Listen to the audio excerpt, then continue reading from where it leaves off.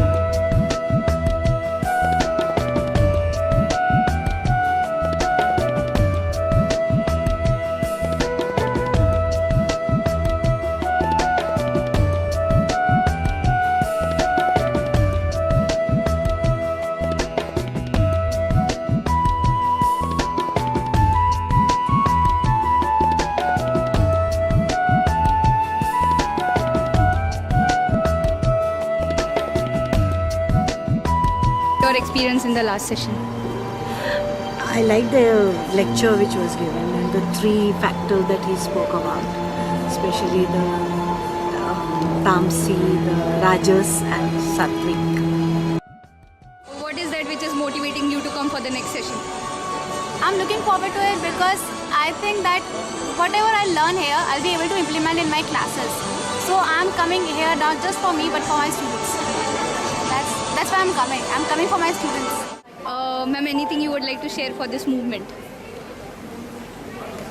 Well, from the first session and the other talks we've attended in the past, I think it's a very good idea and a very good philosophy. Involving the teachers to implement certain things in our schools, which would definitely help the children as well as the teachers, I think. What I liked most was the 3 aspects which he did of Indian philosophy, and I used it with my students, in fact, and they were really enlightened. Though they have done Indian philosophy, but they had not seen it in this perspective, of how to really maintain the balance. So I think it's amazing. First of all, the way he communicates to everyone, and also the very fact that there's such a lot of positive energy in the room.